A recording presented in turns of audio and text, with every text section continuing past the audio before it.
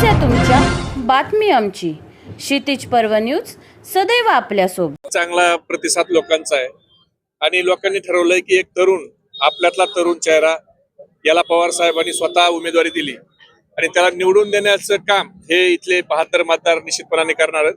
आणि ही निवडणूक लोकांनी हातात घेतली.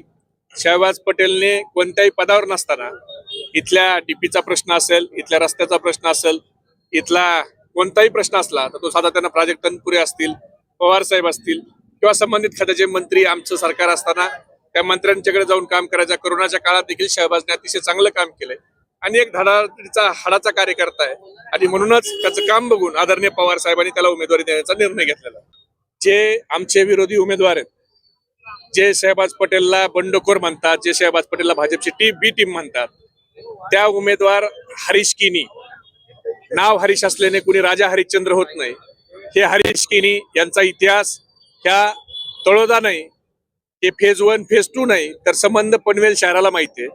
मागच्या निवडणुकीत शेकाप पक्षाच्या तिकिटावर निवडून आले आणि भारतीय जनता पार्टीचे दावणीला तिथं बैलासारखे गेले आणि आता परत निवडणूक आली म्हणून शेकाप घेणार नाही म्हणून पंजाब गेले आणि आता ते परत निष्ठेच्या गप्पा मारतायत. अहो, तुम्ही निवडून आला की परत तुम्ही भारतीय जनता पार्टीच्या दारात जाणार आहेत, हे लोकांना चांगलं माहिती आहे. त्यामुळं ज्यांनी भाजपा सोडून, ज्याला अजून 3 महिने झाले नाही, त्याने शहबाज पटेल सारख्याला निष्ठा शिकू नये. शहबाज पटेल हा त्याच्या बापापासून शरदचंद्रजी पवार साहेबांच्या विचाराला मानणारा कार्यकर्ता आहे. तो सेक्युलर विचाराचा आहे. त्यामुळं आपल्या स्वार्थासाठी सेक्युलर मतं आपल्याला मिळवायची म्हणून कमळ सोडून पंजाब आलेल्याने आम्हाला प्रमाणपत्र वाटायच्या भानगडीत पडू नये. तुम्ही हरीश आहात, राजा हरिश्चंद्र नाही, हे पनवेलकरांना माहितीये. आणि तुमच्यासारखे खरं तर वोट चोरी आता राहुल गांधींना कळली, पण हरीश किनी यांनी वोट चोरी ही 8 वर्षापूर्वीच इथं केली. निवडून येऊन भाजपाच्या दावणीला इथल्या मतदाराचं मत हे नेऊन ठेवणाऱ्यानं शहबाजवर आरोप करायचा त्याला नैतिक अधिकार आहे का? त्यामुळं आपण कसे वागलात, आपण ज्या शेकाप पक्षातून मोठे झालात त्याला सोडून भाजपकडे गेलात, आपण काय काम केलं हे इथल्या लोकांना माहितीये. त्यामुळे तुमचे हे आरोप, आणि शहबाज काय अपक्ष उमेदवार राहिलेला नाही, शहबाजला शरद पवार साहेबांनी उमेदवारी दिलेली आहे आणि स्वतः मी शरद पवार साहेबांच्याकडे युवकचा अध्यक्ष म्हणून गेलो होतो. आणि शहबाज सारखा एक तरुण पोरगा आहे. पवार साहेबांचं धोरण आहे की नवीन चेहरे पुढे आणले पाहिजे, तरुणाला संधी दिली पाहिजे. म्हणून बाळाराम पाटील साहेबाला स्वतः पवार साहेबांनी फोन केला आणि शहबाज पटेलला तुम्ही उमेदवारी द्या. मी स्वतः 2 तास बाळाराम पाटील साहेबांच्या ऑफिसवर जाऊन बसलो आणि त्यांना देखील विनंती केली की साहेब, तरुण कार्यकर्ता अल्पसंख्याक समाजाचा आहे, तर ह्या समाजाला देखील प्रतिनिधित्व मिळालं पाहिजे. शेवटी आपण सेक्युलर कशाला म्हणतो, तर सगळ्या जाती धर्माला सोबत घेऊन जाणंच सेक्युलरिझम आहे. म्हणून एक अल्पसंख्याक समाजाचा तरुण देखील आपल्या पॅनलमध्ये असावा. आणि ठीक आहे, तुम्ही शहबाजला देणार नसाल तर तुमच्या पक्षातून एखादा अल्पसंख्याक उभा करा, ही आम्ही विनंती केली. पण एखाद्या समाजाला फक्त मतापुरतं वापरायचं, लोकसभेला तुम्ही अल्पसंख्याकाची मतं घ्यायची, विधानसभेला तुम्ही अल्पसंख्याकाची मतं घ्यायची आणि त्यांना साधं नगरसेवकाला तुम्ही मतं द्यायला तयार होत नाही, तर हा अन्याय आहे. आणि ह्यामुळं कुठेतरी सगळ्या समाजाला प्रतिनिधित्व भेटलं पाहिजे, ही भावना आम्ही परत पवार साहेबांकडे त्या ठिकाणी सांगितली आणि पवार साहेबांनी देखील सांगितलं की आपण तिथं मैत्रीपूर्ण लढत करू, शहबाजला उभा करा. आणि शहबाज अपक्ष नाही तर शरद पवार साहेबांच्या राष्ट्रवादी काँग्रेसच्या बी फॉर्मवरचा उमेदवार आहे आणि तो काल परवा आला नाही, तो स्थापनेपासून पक्षात आमच्या सोबत काम करतो. आज जाऊन बाळाराम पाटील साहेबाला पवार साहेबांचा फोन झाल्यावर मी, सतीश पाटील, आमचे शहराध्यक्ष, आम्ही स्वतः 2 तास तिथं जाऊन बसलो आणि विनंती केली की आपण एक तरुण कार्यकर्ता आहे, अल्पसंख्याक समाजाचा आहे, सगळ्या समाजाला न्याय मिळाला पाहिजे. त्यांनी सांगितलं नाही, ते काँग्रेसवाले ऐकत नाही. अहो, आम्ही म्हणलं तुम्ही निष्ठा तपासणार आहेत का नाही?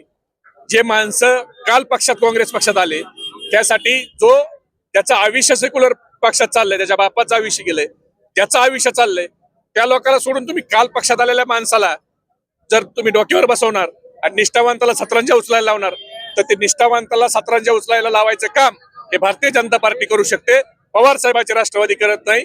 त्यामुळे आम्ही ही उमेदवारी दिली. आणि मी स्वतः बोललोय, पवार साहेब स्वतः बोललेत, जयंत पाटील साहेब स्वतः बोललेत, शशिकांत शिंदे साहेब स्वतः बाळाराम पाटील साहेबांशी बोलले. आणि शेवटी तुम्ही देणारच नाही. तुम्ही काल भाजपमधून आलेल्या माणसासाठी आमच्या अनेक वर्ष काम करणाऱ्या पोरावर, युवकावर जर अन्याय करीत असाल तर आम्ही निर्णय घेतला की आम्ही मैत्रीपूर्ण लढत करू आणि त्यासाठी आम्ही तिकीट दिलेलं आहे. शहबाज पटेलच्या जोट प्रभाग 3 मधला ट आहे, इथं भाजपची शहबाज पटेलची लढाई. जो पंजाबवाला आहे तो अनेक घरं फिरून आलेला आहे, हे लोकांना माहिती आहे. त्यामुळे तो काय आता सध्या चर्चेचा विषय नाही. तर आता लढाई ही शहबाज पटेलची आणि भाजपची आहे. जर महाविकास आघाडीच्या सगळ्या नेत्याला मी अजून आपल्या माध्यमातून आव्हान करतो की खरंच आपल्याला भाजपला रोखायचं असेल तर हरीश किनीचा पाठिंबा हा शहबाज पटेलला द्या. आपले 4ही सीट परत चांगल्या फरकाने निवडून येतील. त्यामुळे तुम्ही कालच्या भाजपमधून आलेल्या माणसाला थांबवा आणि शहबाज पटेल सारख्या धर्मनिरपेक्ष विचारावर काम करणाऱ्या एक इमानदार कार्यकर्त्याच्या पाठीशी, तरुण कार्यकर्ता, अल्पसंख्याक कार्यकर्त्याच्या पाठीशी आपण उभा राहा. आम्ही तर तयारच आहेत ना भाजपला, फक्त भाजपला हरवायचंय म्हणून भीती दाखवून तुम्ही आमचा हक्क मारू शकत नाही. शेवटी तुम्हाला एखाद्या समाजाची मतं लागतात तर त्या समाजाचं प्रतिनिधित्व द्यायची देखील तयारी ही मला वाटतं महाविकास आघाडीच्या पुढाऱ्यांनी ठेवली पाहिजे. आमची चर्चा तर संपली ना, आता चर्चा सुरू नाही. पण जे म्हणतायत भाजपला थांबवायचं, त्या लोकांची खरेच जर इच्छा असेल भाजपला थांबवायची तर 3 सीट आणि हे 4था असा पॅनल करायला आजही काही हरकत नाही. 15 तारखेला मतदान आहे. 15 तारखेच्या आत ते कधी हरीश किनीला माघार घेऊन शहबाज पटेलला पाठिंबा देऊ शकतात आणि त्यांनी दिला पाहिजे. भाजपला थांबवायचं गुत्त हे काय मुस्लिम समाजाने घेतलेलं नाही ना. त्यांचा एखादा प्रतिनिधी नगरसेवक म्हणून गेला तर तुम्हाला मोठ्या मनाने तुम्ही त्याचा स्वीकार करायला पाहिजे. लोकसभेला मतं घेता, विधानसभेला मतं घेता, नगरसेवकला द्या ना त्याला मतं, काय फरक पडतो? सगळ्या समाजाला घेऊन चला ना. सेक्युलरिझम म्हणजे काय? तुम्ही आम्हाला गृहीत धरताय, आमचं त्या ठिकाणी नेतृत्व पुढे येऊ देत नाही, ही भावना इथल्या लोकांच्या मनामध्ये तयार झाली. तळोजा प्रभाग 3च्या जनतेला मी एवढंच आवाहन करील, नगर सेवक या शब्दाचा अर्थ काय? नाली, गटर, रस्ते करून देणारा सेवक. तो आपल्या हक्काचा पाहिजे. तो फक्त पैशावाला करोडपती असून चालत नाही. शहबाज सारखा रोडपती पाहिजे, ज्याच्या हाताला तुम्ही धरू शकता, ज्याच्या गळ्याला तुम्ही धरून काम सांगू शकता आणि जो तुम्हाला 24 तास कधीही उपलब्ध होणार आहे. अशा सर्वसामान्य युवकाला एकदा काम करायची संधी द्या. या सगळ्याला तुम्ही संधी दिली. त्यांनी काय दिवे लावलेत? आता इथं रस्ता आहे का? नाहीये. त्यांना फक्त मतदानापुरताच हे भाग आठवतो. तर इथं रस्ता नाही, इथं व्यवस्थित नाल्या नाहीत, इथं लाईटची काय अवस्था आपण बघतो, पाणी किती दिवसाला येतं हे आपल्याला माहिती आहे. म्हणून शहबाज सारख्या एक तरुण कार्यकर्त्याला किती दिवस ते स्टेजचे आहे रे, तर शहबाजच्या सारख्या एका नवीन कार्यकर्त्याला पवार साहेबांनी उमेदवारी दिली. आपण सगळे त्याला निवडून द्या. शहबाज पटेलने जर काम केलं नाही, 5 वर्षात जर चांगलं काम केलं नाही तर पुढच्या वर्षी शहबाज पटेलला देऊ नका.